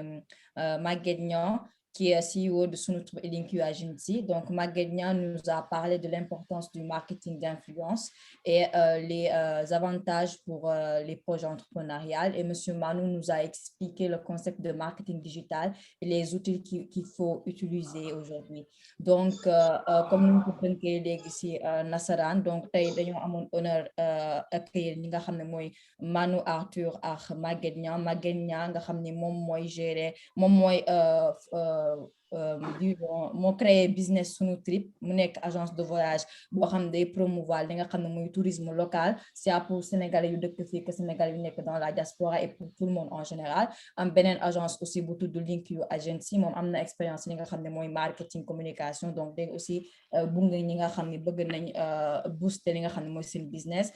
Monsieur Manu Arthur nga xam ne moom digital stratégiste la donc day aider di bunge ñi nga xam ni dañoo bëgg ñoom tamit booster am ay stratégie pour am benn présence en ligne efficace jot na liggéey aussi ak ay marques internationales ak sénégalaises. Léegi lu ñuy def mooy dañuy may leen yéen ngeen mën a poser seen question. Léegi nag boo leen xoolee ci suuf am na fu ñu bind réaction am na alsalamano donc foofu ngeen di bës bu ko defee ñi nga xam ne dañoo bëgg a poser seen question suñu experts yi ñu mën leen tànn comme ni ñu ko expliqué am nañ benn après 40 minutes te ku bëgg a poser question nañ def lu ñu mën pour jox ñëpp parole bi pour mën a bañ a dépasser li nga xam ne mooy timing bi donc bu ñu paree après di incha allah nañ leen yónnee li nga xam ne mooy seen présentation donc di ngeen mën a revoir li nga xam ne tey waxtaan nañ si di ngeen aussi mën a jël seen contact bu fekkee da ngeen bëgg a xëy na ñu jàppale leen ak seen expertise li nga xam ne mooy seen projet bu ñu paree aussi dañ nekk di enregistrer donc lépp lu ñu fi waxtaanee tey di ngeen ko dis li nga xam ne mooy réseaux sociaux yu Investo in Sénégal ak page officielle yi donc bu ko defee ma commencé xool ndax am na ay nit yu poser question pour ñu tàmbale Sawja Tousé bu fekkee tamit yaa ngi gis ay manu alsata amoon na benn message ci chat bi Mariama Simal moo ko defoon xaw ma dax dafa bëgg a poser wala waaw mun nga bu fekkee da nga jot ñu bind aussi ci chat bi mun nga koo jottali fii ñu ko defee ñoom ñaar rek ñu xool kam moo si tontu donc xaaral ma contrôler message bi ban la woon bu fekkee dafa am ku bëgg ok maa ngi gis Fatou Dupont pour l'instant xaaral ma jox parole Fatou Dupont Fatou activer sa audio am na benn notification bu ma la yónnee pour permettre la nga wax asalaamaaleykum maa ngi leen di nuyu di leen ziar Mariama Sey maa ngi leen nuyu di leen ziar ak Saudatou Diaw mais aussi di remercier Maguette Niang ci présentation bi aussi Manu kontaan nañ trop c'est très clair man sama question bi ma bëggoon poser rek c'est par rapport ak li Maguette Niang wax parce que nee na nit mën na choisir l'influenceur pour sa marque léegi ma doon laaj ndax possible na aussi pour nit koo xam ne dafa am une clientèle choisie pour moom itam à travers les réseaux sociaux mu daal di choisir ñi nga xam ne ñoom lay def publicité pour markam bi nga xam ne moom la ak produit yi nga xam ne moom lay jaay parce que du produit boo xam ne c'est des produits de haut de gamme alors dafay laaj pour nga jox ko benn clientèle boo xam ne yow yaa koy tànnal sa bopp kon t'as pas besoin de le mettre sur Facebook ou sur les autres réseaux sociaux yi nga xam ne ça sera à la portée de tout le monde moo tax may laaj ñoom en tant que expert ak ni ñu ko xamee lan na may conseiller man tey ji bu ma jógoon bëgg a jaay sama produit yooyu te ma tànn ay nit ñi nga xam ne ñoom laa ko war a jaayal te ndax du public bi yëpp laa koy jaay loolu moo doon sama question merci. merci madame Dupont si question bi defe naa question bi Maguette lañ ko laaj léegi ma bàyyi Maguette après bu fekkee Manu tamit am na lu mu si bëgg a yokk Maguette je te passe la parole. D'accord, merci Mariam. Merci Fatou pour ces questions bi li nag ciblage bi c'est très important comme li nga wax ni produit yoo xamante ne haut de gamme la man je t'aurais plus conseillé nga xool influenceur boo xamante ne ay produits haut de gamme lay wax koo xamante ne dina correspondre ak sa marque bi parce que loolu noonu du ñaar parce que y a différents types d'influenceurs yu nekk ci réseaux sociaux yi comme soo xoolee Instagram dina am influenceurs yoo xamante ne ay produits haut de gamme dañuy nekk di présenter seeni plateforme donc ñooñu noonu ñooy gën a correspondre ak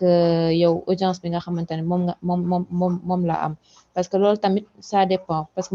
ça dépend ci produit bi nga xamante ne moom ngay jaay si tu penses que produit boobu noonu yi nga xamante ne sur internet am na ñoo xamante ne am nañ pouvoir d'achat bi pour mën a jënd produit bi donc ce serait intéressant aussi de voir l'influenceur qui va correspondre pour mën a collaborer ak moom mu mën a mettre en avant ce produit éventuellement ci ginnaaw nga mën a am ay clients yoo xamante ne dinañ intéressé bu jënd si donc lépp ci ciblage bi la rek te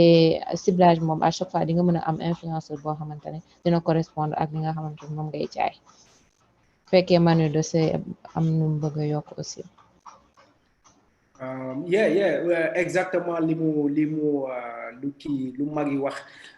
déjà loolu rek répondre na question bi li ñu war a jàpp aussi mooy gis nga ci wàllu ciblage mënoo tey am benn ciblage boo xamante ne 100% li nga soxla ñu gis ko kese ñi intéressé wu ci produit haut de gamme kese ñoo koy gis tey booy utiliser benn influenceur da ngay utiliser benn influenceur boo xamante ne même su fekkee moom produit haut de gamme lay gën a kii ni jàppal ne que moom ci biir public am 100% ñoom ñoo am moyen yeeg yooyu noonu donc chaque fois da ngay dem ci ay solutions yoo xamante ne ñii ñoo lay gën a permettre maanaam nga toucher ay cibles léegi tey kii mu exemple d'influenceur yi ñuy wax man tey bon je donne juste des exemples comme ça sans pour autant faire de la publicité sur Instagram. Si vous êtes très Instagram, il y a des influenceuses comme mel ni Béa Blondin ci côté jigéen ñi boo xoolee moom ay solutions yi muy joxe yu si bëri c'est des solutions yoo xamante ne même de déco ak ci wàllu habillement ak yooyu noonu man li may gis yu si bëri c'est haut de gamme te ñi koy suivre la majeure partie des gens du mën a ñëpp ñoo am moyen wu jënd des produits de luxe, mais une bonne partie dañuy am des moyens jënd boobu mën nga bien évidemment nekk sur les réseaux sociaux mais adopter une stratégie boo xamante ne ñi nga soxla ñoom ñooy gën a ñëw parce que sur les réseaux sociaux globalement il y a tout le monde, mais c'est avec ta stratégie de contenu ak sa stratégie bi ngay approcher influenceurs ak ni ngay tànnee say influenceurs ngay attirer vraiment d'effet de sorte que ngay attirer majoritairement ñi war a jënd say produits, mais sache que du 100% des personnes yu la nar a suivre ñoo nar a am les moyens d'acheter ça. Mais c'est important aussi parce que tey di nga attirer wala ñenn ñoo xam ne ils ont pas les moyens aujourd'hui, mais c'est des gens qui veulent réveiller, c'est des gens qui yoo xamante ne loolu sa produit dina leen motiver ñu gën a liggéey peut-être demain ñu jënd say pour ñu mën a jënd say produits. Merci Manu Maguette defe naa ni tontu bi complet na léegi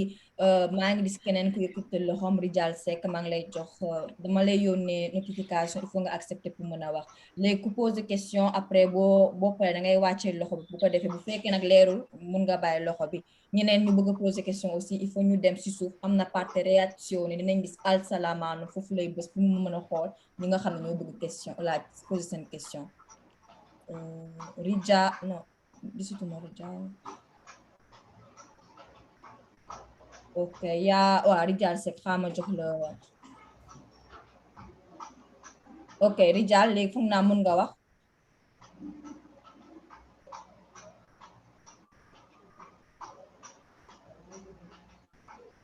non Rijal dégguñu la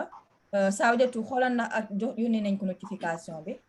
waaw notification bi excellent léegi Rijal da ngay accepter parce que dañ la yónnee notification da ngay accepter pour nga mën a wax parce que dañuy bañ ñëpp a waxandoo moo tax ñu fay micro yi léegi ñun yónnee nañ la benn notification xaaral day connecté waat en attendant xaaral ma xool keneen waa Amanatulaay Fall yónnee naa notification mun nga activer pour mën a dugg. waaw asalaamaaleykum. waaleykum salaam Rijal xaaral ñu bàyyi soxna si mu dugg après ñu joxaat la parole bi bismillah. ñoo ngi nuyu Mariane Sey di nuyu Sawjatu di nuyu Maguette Niang ak Manu di sant bu baax aussi Investor Sénégal parce que delloo si nañu vraiment si suñu réew te ñoo ngi gis ni que vraiment am na lu fay yëngatu te ñun xamuñu ko te yëguñu ko donc ñu leen ci sant bu baax di leen remercier di leen bëggoon laaj rek li ñu wax fii yëpp leer na intéressant na bëggoon leen laaj ku bëggoon par exemple di def publicité ci réseau yi surtout nag bu fekkee ni que par exemple je peux prendre l'exemple de Facebook nga xam ne am nga ci ay nit ñu bare et tout ça comment on peut faire pour comment vous pouvez nous aider par exemple à nous mettre sur ce type de publicité de contact. Comment on peut faire concrètement, comment vous pouvez nous aider, qu'est-ce qu'il faut faire pour avoir des contacts avec vous. Au-delà de ce que vous avez donné comme email et tout ça là, gën ñu aider pour ñu mën a xam exactement comment on peut faire pour avoir des retours. Merci beaucoup. Ngeen baal ma àq. merci soxna si question bi am na solo léegi damay bàyyi Maguette ak Manu ñu xool ñoom ñaar kan moo si tontu wala ñoom ñaar bëgg nañ si jox seen xalaat. waaw may bàyyi Manu mu tontu si moom mooy expert Facebook. dégg nga alors soxna si ñoo ngi lay jaajëfal déjà pour sa présence ci session bi ak sa question donc accompagnement yi comme on l'a dit.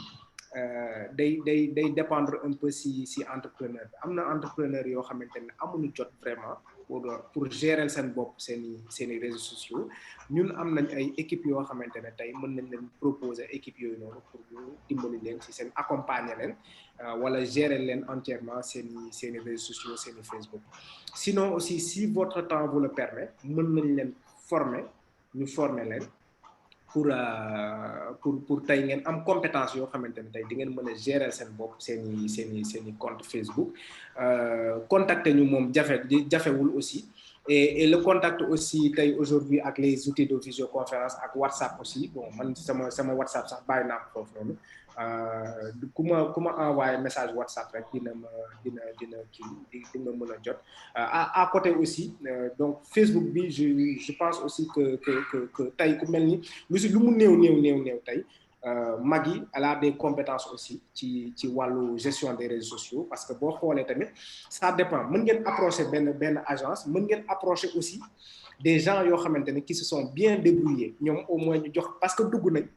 peut-être que vous avez aussi même des amis à côté de vous yoo xamante ne dugg nañ ci biir Facebook bi ñoo ngi def dara ngeen laaj leen ne leen mais yéen nan ngeen di gérer lii ak lii et là ça va permettre d'avoir des idées gratuitement ci li ngeen di def ku mel ni Magui comme je l'ai dit aussi am na ci ay notions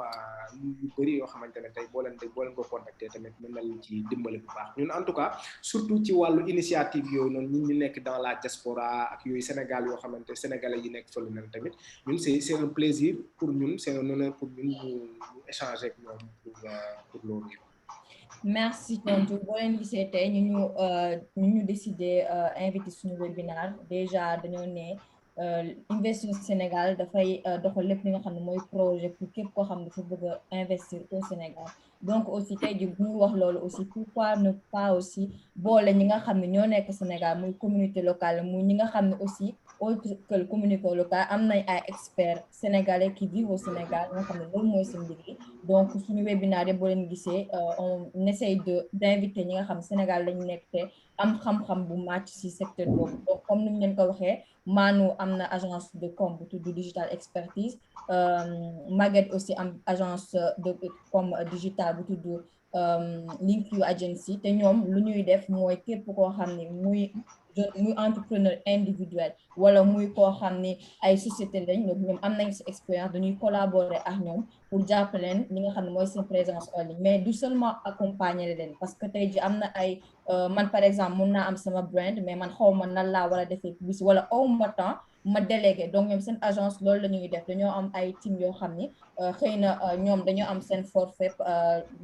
lu ñuy fay par mois et tout donc loolu après il faut ngeen contacter pour mën a xam ñoom ñooy gérer seen réseaux sociaux wala ñoom ñooy gérer seen activité ça va pas dire que yéen da nga leen dégle bàyyi leen donc lépp da ngeen di déggante ak ñoom ngeen waxtaan wax leen lan ngeen bëgg a am yan stratégie ngeen lan fan ngeen bëgg a jàpp egg ñoom ñooy experts yi ñoo leen di conseil ne leen lii ak lii nii lañ ko war a defee wala lii lañ ko xalaate et ensemble ngeen xool bal solution après ñoom ñu gérer ko donc c'est pas que da ngeen di ko délaisser mais accompagnement la boo xam vous serez tout le temps en communication donc après comme ni ñu wax dinañ leen yónnee par mail seen présentation et là da ngeen gis contact bi ngeen foo xam da ngeen mën a contact éventuellement même seulement pour waxtaan xool éventuellement bu fekk soxla ngeen seen expertise pour ñu wax voilà léegi ma jox Rijal ñu essayé xool Rijal ñu ngi lay joxaat affaire bi jéem a xool ndax mun nga ko ak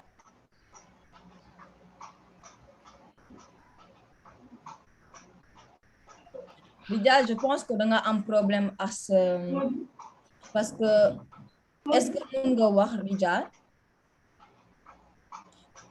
Rijal defe naa ni sa connexion wala sa plateforme moo xaw a am problème fi ngay connecté wu boo bëggee mun nga bind sa question si chat bi ñun ñu lire ko en attendant am na benn question bu ñu recevoir si chat bi donc question bi ma lire ko Mariama Simal moo ko posé léegi bu fekkee question bi leerul après mun naa ko jox parole bi dafa ne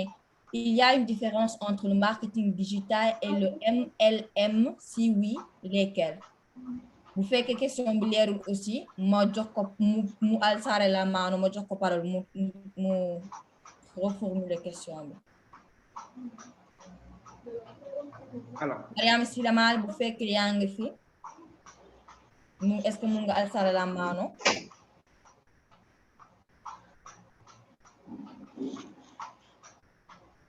waaw ok xaar ma ok ok léegi mun nga. Salaamaaleykum maa ngi leen di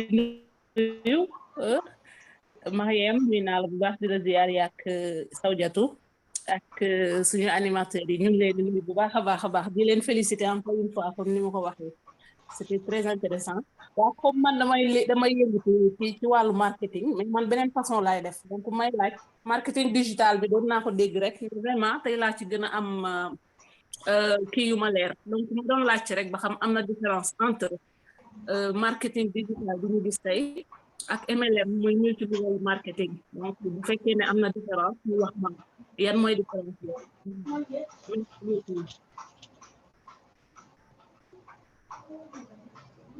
Manu Maguette est-ce que question bi leer na wala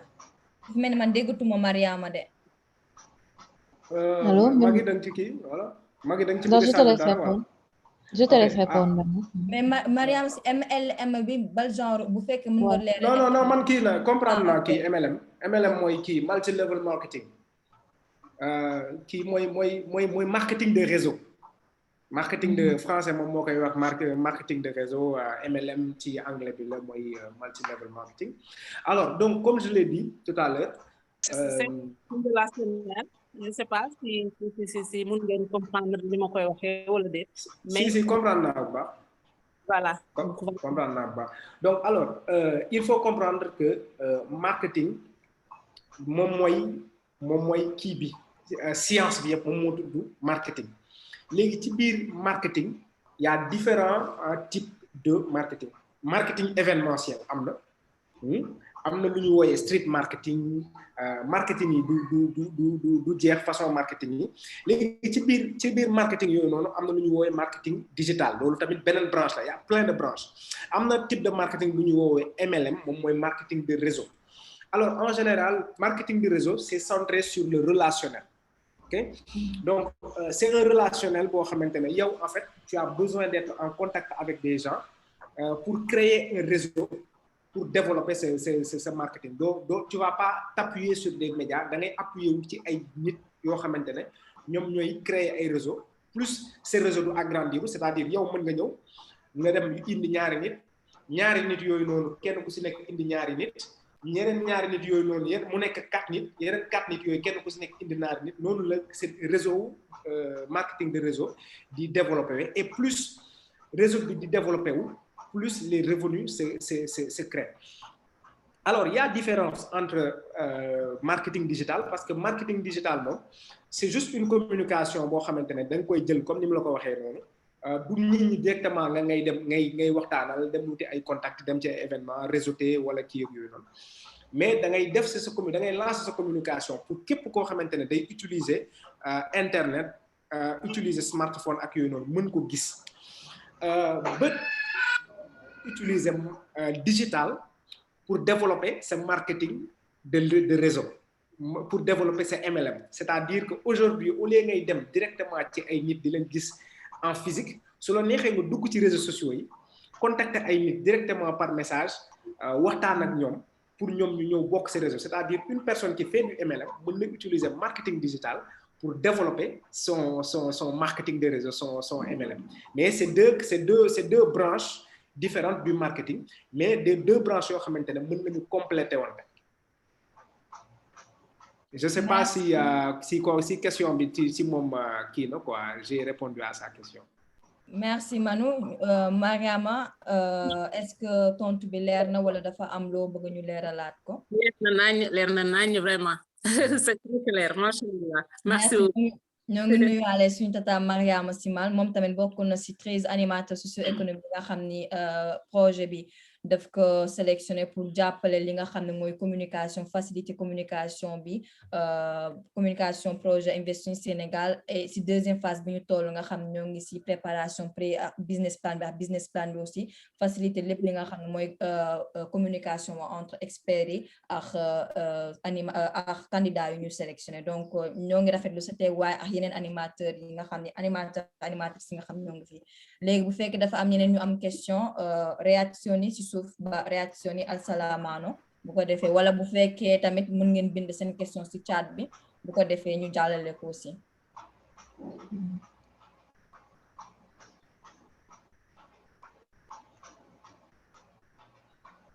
ok maa ngi gis monsieur Maram Mbaye et monsieur Malick Fall léegi xaar ma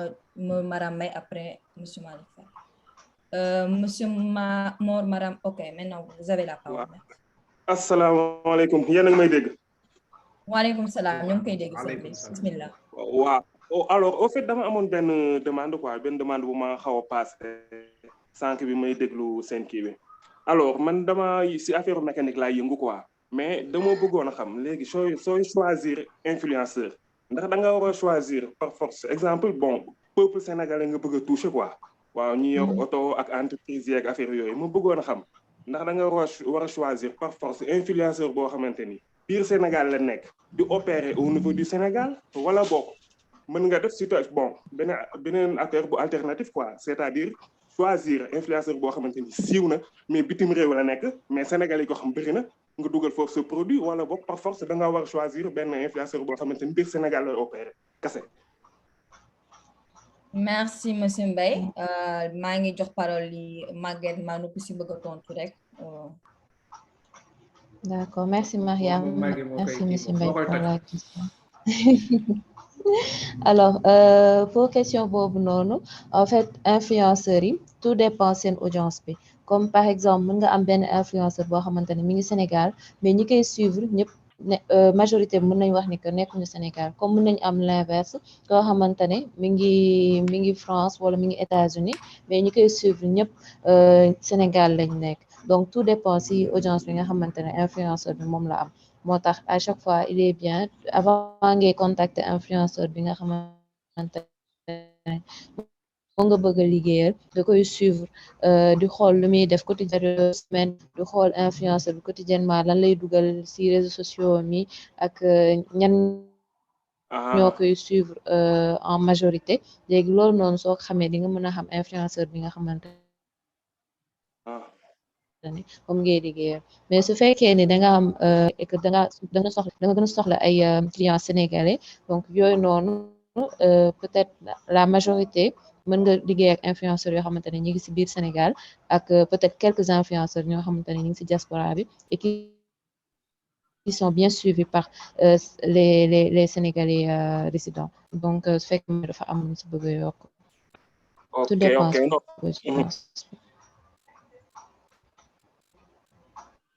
oui monsieur Mbaye. donc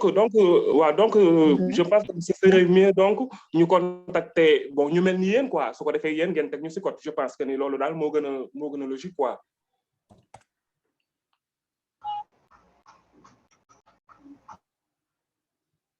dafa mel ni Maguette connexion dafa bloqué. ok merci beaucoup de toute façon. ñu aussi waa ñun loolu mooy suñu rôle. Je sais pas si yéen a ngi di day dagg. waaw non léegi ñu ngi lay dégg sa écran moo dagg bu la neexee mën nga fay xëy na connexion bi bu fekkee da ngay fay boo fayee sa. Mariam yaa ngi may dégg. waaw maa ngi lay dégg gisatuñ la mais ñoo ngi dégg sa voix allo.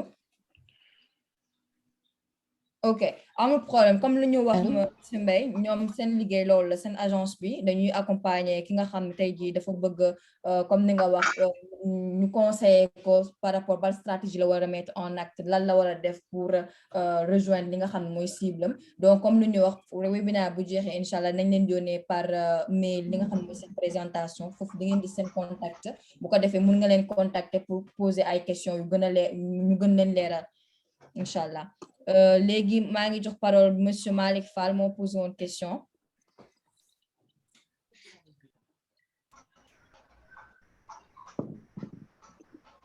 je sais pas na monsieur Malick ok. salaamaaleykum. waaleykum salaam sëñ bi ñu ngi lay dégg bismillah. maa ngi ziar ñu ma bokkal waxtaan bi yëpp di jaajëfal experts yi ak xam-xam bu bëri bi ñu fi jaar bi ñu fi partagé ak ñun. bon ma présenté wu man la As Malick Fall maa ngi kaddu gi mi ngi àddoo fii ci diwaanu Napoli di nuyu sama benn grand bu ma bekk gis ci jotaay bi naan ko El Hadj Omar Ndiaye di ko jaajëfal bu baax. Sëñ Ndiaye dafa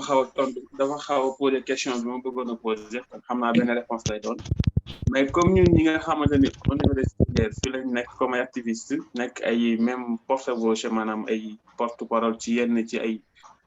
activités ñu liggéey lu bëri ci wàllu communication nag kon xam na ni jamono bi ñu nekk dafa laaj liggéey ko ci wàllu internet moo xam bind la wala ay vidéo yooyu organiser pour genre message booy lancé ak yeneen yu mel noonu bon ñu gis ne nag wàllu internet ci lu ci mel ni Facebook daanaka ñu bëri moom la ñu jël comme méthode de communiquer moo xam ci wàllu mbind la wàllu vidéo mais comme ñu ci mel ni ñun nga xam ni pat duñu faral di def sax vidéo bu dee li mu koy def am na sax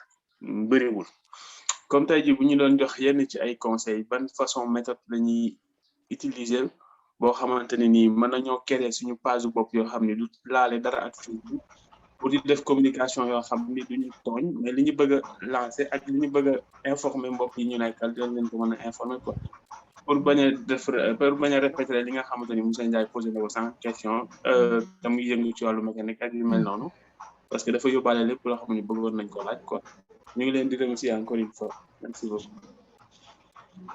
Merci. Maguette, je pense que sa connexion daa am problème. Essaye de parler ma xool ndax mu ngi dem wala boo bëggee boo mënee déconnecté wu connecté waat Maguette manu en attendant bu fekkee wala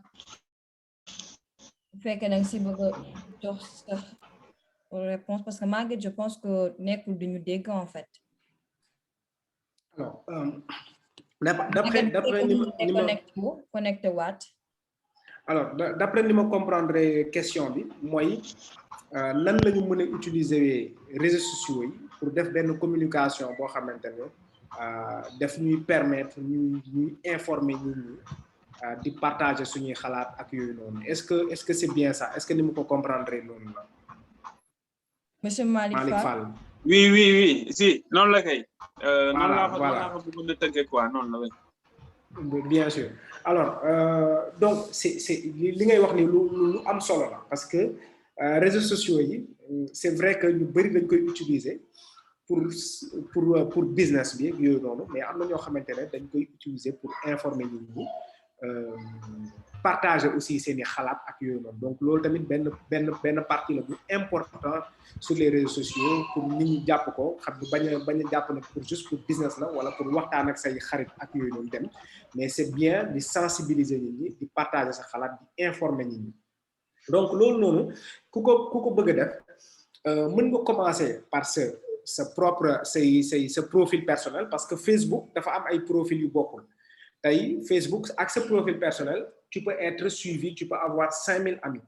Mais si tu veux vraiment être suivi par une grosse communauté, 10 000 personnes, 20 000 personnes, illimitées, il faut aller vers une page. On a créé une page, un type de page, maintenant, ci catégorie, on peut choisir catégorie personnalité. Pour choisir catégorie personnalité, yow mën nga utiliser sa propre image am na ñoo xamante tamit dañuy informer nit ñi sans une image de derrière voilà mais li gën aussi c'est bien nga am benn image sa kanam nekk ci kanam ñu xam ne ñun de kii la ñuy waxal waaw bu fekkee li ngay informer nit ñi blessé wul kenn wala mënoo ci doo ci am benn problème ak yooyu noonu mën nga mettre sa image en avant loolu day permettre nga gagner confiance nit ñi xam ne exactement ñun kii la ñuy waxtaanal donc pour loolu aussi c'est bien aussi nga dem ci réseaux sociaux yoo xamante ne nit ñi vraiment ñi bëgg genre information bi ngay joxe bari nañ fa tey boo xoolee su fekkee lépp loo xamante ne wàllu civisme la Facebook nekk na benn kii boo xamante ne si ñi mu intéressé genre thématique boobu ñi mu intéressé bari na lu mel ni Twitter dafa nekk tamit benn réseau social bu important ci wàllu sensibilisation wàllu civisme wàllu patriotisme etc. te Twitter avantage bi moom mooy la Twitter en fait ça met tout le monde au même niveau tey tu as la possibilité de parler directement à un chef d'État à un décideur etc. tweeter ko ba pare mentionner ko ok donc tey interaction avec ces personnalités là réseau social bu mel ni Twitter la kii parce que tey booy sensibiliser ak yooyu noonu ba pare nga bëgg changement am c'est bien aussi sa communication mën a toucher ay autorité te loolu Facebook un peu côté boobu noonu c'est un peu limité parce que boo yoree page pour nga mën a interagir ak benn page c'est plus compliqué alors que boo yoree benn compte Twitter pour interagir pour mentionner beneen compte Twitter interagir ak moom mu nekk benn décideur ak yooyu noonu moom moo gën a yomb donc tey lu Facebook tey lu jar a bàyyi xel la pour la masse pour la population tey la possibilité d'interagir aussi avec des décideurs avec ay kii plateforme yu mel ni Twitter aussi am na ci solo mais vraiment li nga angle bi nga bëgg a jëlee ci wàllu communication angle bu am solo la boo xam ne kenn ku si nekk war na ci mën a am rôle bu mu jouer. Merci. Ok, merci beaucoup. Leer na quoi, merci beaucoup. Encore une fois. Merci Manu si tontu bi léegi bu ko defee 10 minutes moo ñu dese bu fekkee am na ñeneen ñu bëgg a poser seen question mun nañ dem si suuf réaction yi cliquer alsalaamano bu ko defee ñu ngi ko jox kàddu wala mun ngeen ko bind aussi si chat bi bu ko defee ñu jéem a jël les dernières questions balaa ñuy conclure.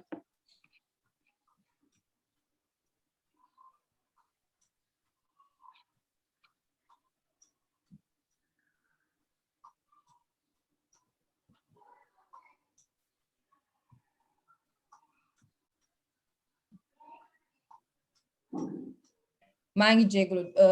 audio bi taaluma ko woon bu ko defee maa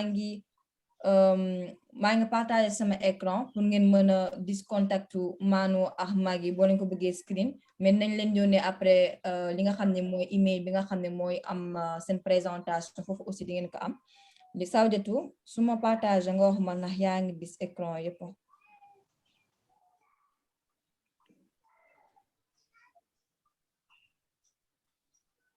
maa ngi jégul Sénégal laa nekk te pour trouver fu calme moom c'est un peu difficile.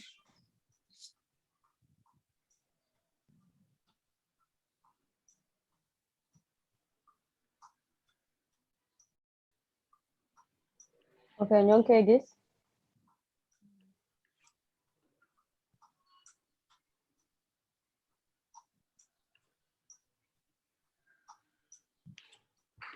Mariama dana fay sa audio. yaa ngi may dégg man yaa ngi gis ñaari présentation yëpp wala. non Arthur rek la ñuy gis Manu ba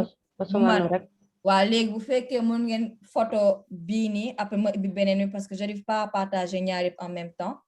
bu ko defee ku bëgg a photo ko léegi nii mën na ko enregistrer après ma partage bu Maguette bi mais tantôt comme ni ma leen wax rek après ngeen contrôler seen email dinañ leen yónnee seen présentation dinañ leen yónnee aussi benn sondage pour mën a xam seen opinion par rapport webinaire bi loo leen si xalaat bu ko defee ñu gën a mën a organiser li nga xam ne mooy suñu prochain webinaire yi.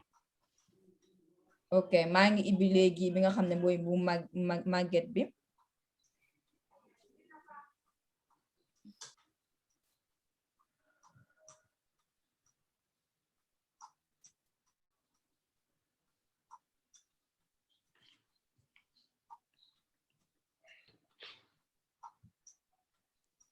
ok léegi mun ngeen contactam baa ngi nii email bi ak numéro de téléphone bi.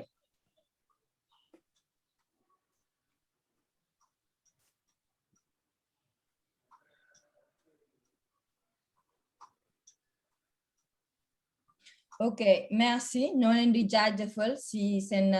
li ngeen teew tey si webinaire bi donc comme ni ko waxee tey waxtaane nañ li nga xam ne mooy marketing digital. Donc première partie bi Maguette explique ñu lan mooy marketing d'influence ak lu tax moo am solo Manu aussi explique ñu li nga xam ne mooy concept bi ak outils yu ñu mën a utiliser mettre en place pour nga am benn présence en ligne efficace booster suñu projet donc comme ni ma ko waxee sànq ñoom ñaar ñëpp dañoo yor seen agence donc Maguette am agence bu tudd Sunu Trip di organiser ay trip Sénégal am beneen agence bu tudd Link You Agency nga xam ne moom day jàppal nit yi ñu mettre en place benn stratégie bu efficace te moom aussi day collaborer ay influenceurs yoo xam ne en général dañuy jéem a booster produit selon yow gamme ak cible bi nga bëgg rejoindre. Manu di digital stratégiste moom aussi am entreprise bu tudd digital expertise moom tamit di accompagner li nga xam ne mooy entrepreneur ya agence yi nga xam ne bëgg nañ booster seen activité jàppale leen aussi guider leen li nga xam ne expliquer leen li nga xam ne aussi mooy marketing digital appliqué ak ñoom seen business. Bu ko defee ma bàyyi experts yi ñu tàggatoo ku nekk benn 2 minutes bu ko defee après ñu clôturer. Merci. Maguette, les femmes, d'abord. Donc, maa ngi leen di remercier yéen ñëpp comme maa ngi remercier Mariam, Saudatou, Manu ak yéen ñëpp ñu doon déglu tey ci webinaire bi. Donc man moom vraiment kontaan naa ci trop échange yi. C'était très intéressant waxtaanee ci marketing digital.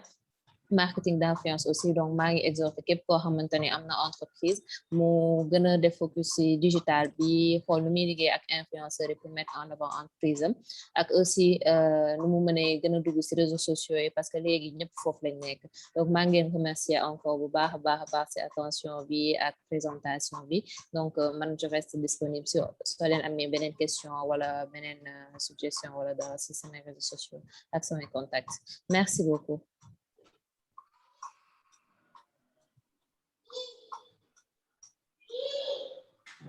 Waaw Manu mun nga dem. Alors damay commencer par vraiment remercier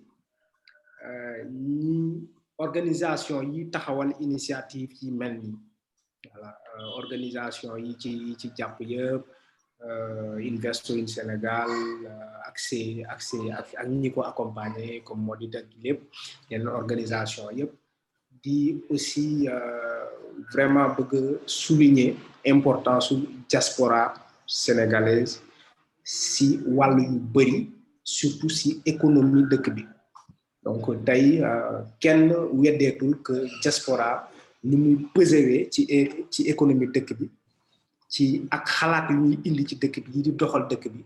ak énormément de choses yi ngeen di def fii. Donc tey dafa bokk diaspora dafa bokk ci moteuru dëkk bi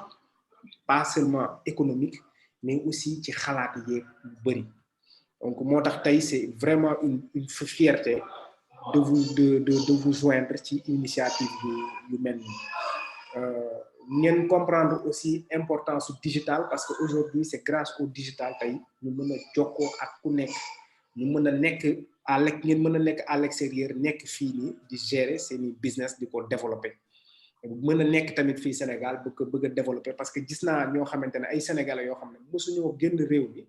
fii ci réew mi la ñu nekk di jaay ay produits di def ay services yoo xamante ne à l'extérieur ñi ñu nekk à l'extérieur lañ koy def gis beneen sens bi aussi. Donc ça c'est des gens yoo xamante ne qui ont compris l'importance du digital.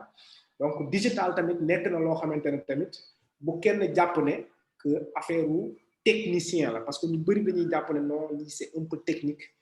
mais aujourd'hui tout est intuitif. Dañoo defar outils yi de sorte que n'importe qui ak ce niveau fu mu mënti toll rek mën nga utiliser ay outils digitaux tey bu ñu suñu yaay yi bu ñu demee bay utiliser WhatsApp tey n'importe qui rawatina tey jeunes yi tey war nañ mën a utiliser n'importe quel outil te kenn ku si nekk tamit néew am na loolu ressources yoo xamante ne boo duggee si internet bi boo defee tuuti effort rek di nga mën a am loo xamante ne di nga ko for ba pare di nga ko mën a utiliser. Donc boo leen demee tamit ba am yenn niveau yoo xamante ne peut-être sori na ci yéen avancé na ci yéen ñi leen mën a dimbali tamit bëri na ñi leen mën a dimbali ci wàllu digital bi bëri na mais bu leen ko ak lépp loo leen di mënti def ak lépp loo leen di moyens yoo leen mënti am fu mu ne nii même les plus grandes entreprises tey ils ont compris que jël nañ digital muy Coca-Cola muy n'importe quelle entreprise jël nañ digital def ko ci kanam jël yeneen yi indi ko après. Pourquoi? Parce que xam nañ ne nit ñi plus ñuy dem plus nit ñi di connecté wu léegi nag bu ñuy wax ne bu ñu xamee ne nit ñi ngi gën a connecté wu il faut se positionner dès maintenant. Donc dafa am tey benn bataille de positionnement boo xamante ne nit ñi dañ ko war a gën a teel a def parce que nit ñi plus ñuy dem aussi il faut nit ñi comprendre que plus nit ñi di adopter digital plus service yi ci biir digital di cher parce que c'est l'offre et la demande. Facebook ñi fa nekkoon avant 2017 ak yooyu jëm suuf yëpp gis nañ ne que booy sponsoriser ça coûtait beaucoup moins cher avec par exemple 1 euro mën nga toucher énormément de gens. Aujourd'hui li 1 euro mënoon def ci wàllu sponsoring aujourd'hui ay 5 euros moo koy def jëm kaw. Donc ça devient de plus en plus cher. Pourquoi? Parce que ñi koy utiliser aujourd'hui de plus en plus de personnes ñoo ngi utiliser levier payant et di sponsoriser plus ñu di ko utiliser plus muy gën a cher. Donc positionnez-vous dès maintenant nga ngeen profiter ci moins cherté bi nii balaa muy gën a cher ci kanam. Nit ñi aussi dugg ci wàllu recherche aussi ñu bañ a bàyyi lépp tubaab yi ak ñeneen ñeeg yooyu noonu ñun on sera toujours là à votre disposition ci suñu lépp di leen di vraiment féliciter ñi fi nekk ci session bi ak organisateurs yi ak yëpp merci beaucoup. Merci Maguette Manou si seen expertise bi ngeen partagé ak ñun tey mun nga leen suivre aussi si réseaux sociaux yi donc Link You Agency ak Maguette Niang Magichou si Instagram Manou Arthur aussi di ngeen ko gis si Instagram bi ak YouTube bi comme bu leen yónnee mail bi di ngeen gis seen contact yi parfois aussi dañuy joxe ay conseils gratuitement par rapport à lu fi waxtaanee tey donc éventuellement aussi si vous êtes intéressé mun ngeen leen contacter après individuellement par mail wala par téléphone ñoom dinañ leen jàppale ngeen mettre en place seen stratégie wala xelal leen si yoon bi ngeen war a jël et aussi comme lu ñuy wax boo bëggee jaay wala boo bëggee am visibilité wala boo bëggee atteindre benn cible da ngay dem sa cible fu ñu nekk donc du seulement si monde offline bi mais aussi monde online la bi parce que tey gis nañ aussi ak li nga xam ne mooy Covid bi tey online bi am na solo tey ñi nga xam ne ñoo doon utiliser digital bi tey ñoo ñi nga xam ne xëy na sentiruñu crise bi bu baax donc vu que le futur c'est le digital c'est mieux que tey ji ñu mën si def ay recherche ut ay xam-xam wala tamit collaborer ñi nga xam ne loolu mooy seen liggéey pour mën a jàppale booster suñu activité parce que lu am solo la donc tey loolu lañ fi indi woon li nga xam ne mooy digital marketing d'influence di remercier ñëpp ñi nga xam ne participer nañ tey question yi lii nii instant dañ ko nekk di ko enregistrer bi ñu ko paree nañ ko partager si biir semaine bi si plateforme officielle bi donc Investing Sénégal nañ leen yónnee lien bi bu ñu paree ni nañ leen yónnee aussi par mail li nga xam ne mooy sondage pour comprendre webinaire bi nan ngeen ko gisee bu fekkee aussi am na lu ñu ko mën a améliorer bu ko defee suñu prochain webinaire bi aussi ñu mën si appuyer pour mën ko améliorer di leen jaajëfal donc loolu la moo de indi woon fii di remercier sama collaboratrice ki nga xam ne mooy Sawdiatou ak ki nga xam ne mooy Aminata Gueye di remercier waat encore ñi nga xam ne ñooy experts yi et di leen jaajëfal et di leen souhaiter bon après-midi. Merci et bonne journée.